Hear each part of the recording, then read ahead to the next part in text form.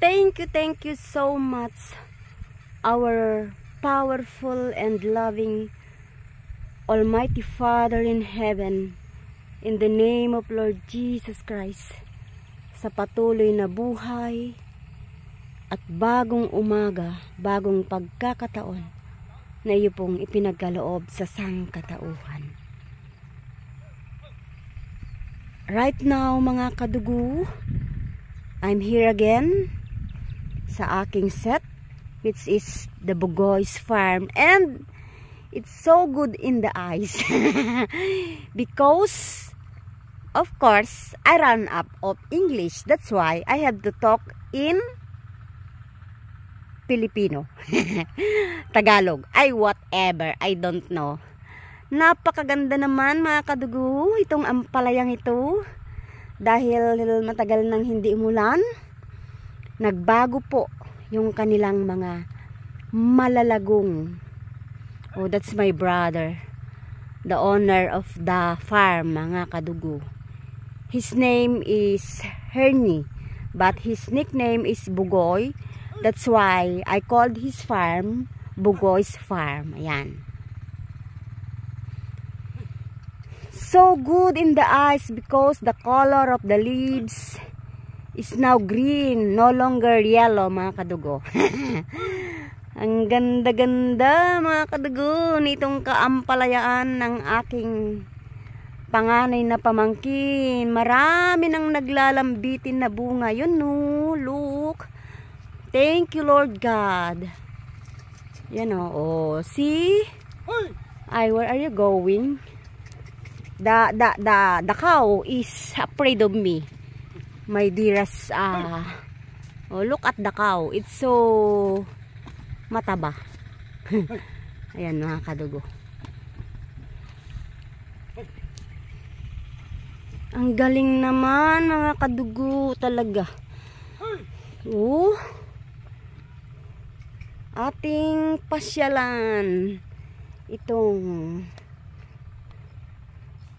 kaampalayaan ni Edmail, ay pangalaya. Oy, merong ano, mga kadugo, oh, mga tawag dito, kangkong. Wow, look, there's so much bunga here, mga kadugo. Oh, see? Oh, really? Oh, see? Oh, again, thank you, our dearest Father in heaven, sa iyong mga biyaya sa amin. Kagaya nga ng sinabi ko, mga kadugo,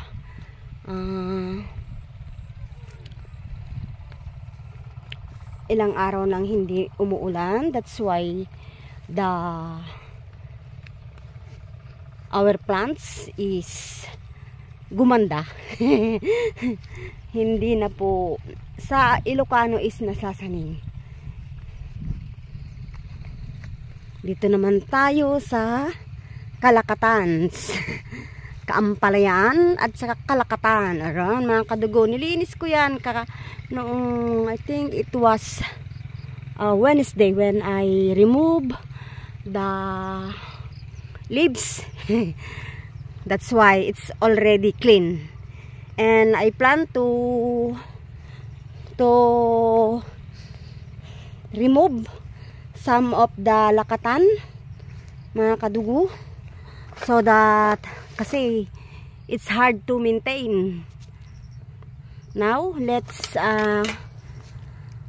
cut off this because we will remove this line.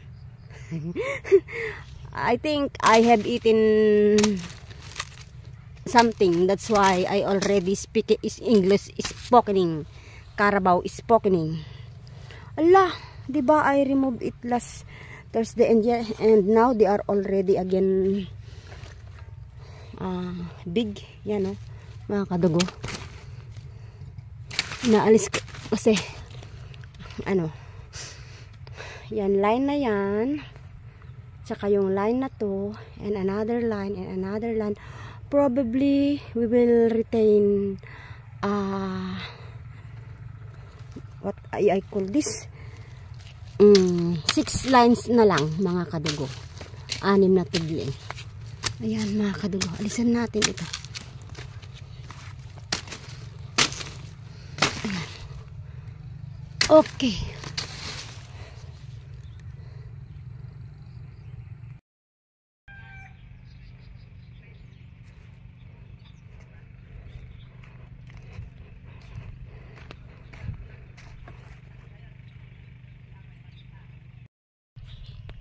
May bulaklak na itong tanim na kalabasa ng aking kapatid mga kadugo.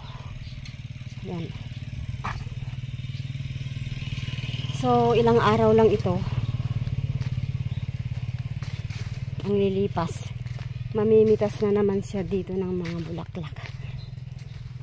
Matyaga siyang pumipitas ng mga bulaklak.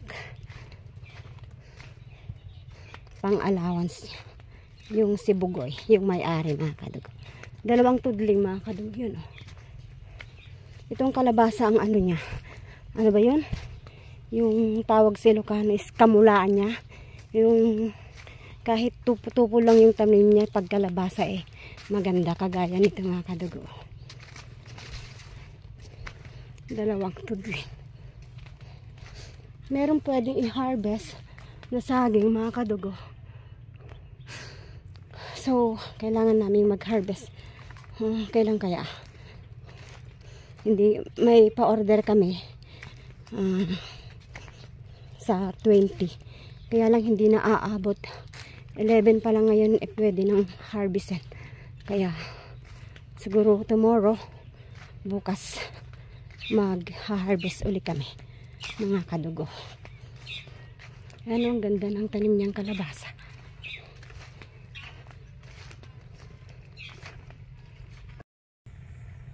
Ngayon naman mga kadugo, pipitasin ko itong mga bunga ng mga tanim namin na okra. Ayan o. Kaya pala mahal sa mga nakagdaang taon mga kadugo, aking naobserbahan. Mahal ang, what do you call this? Okra. Kasi pangit pala at hindi maganda ang tanim pag December.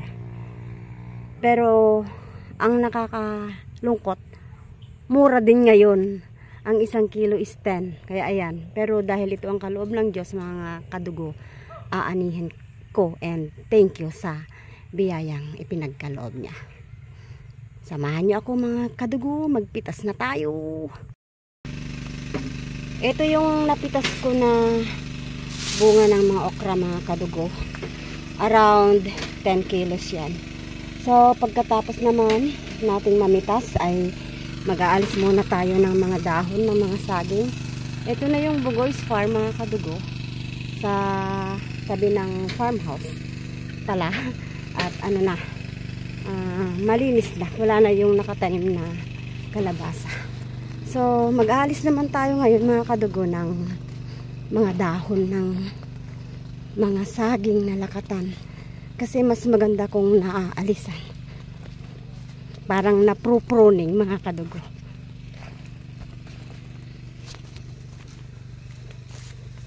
May hiniram akong pang-alis. Ito.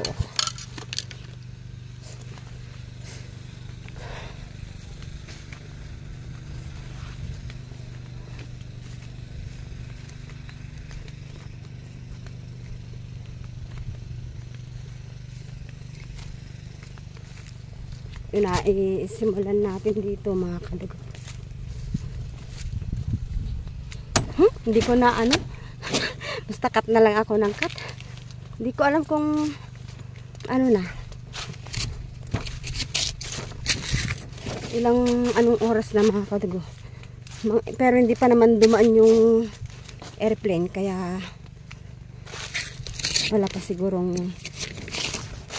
10.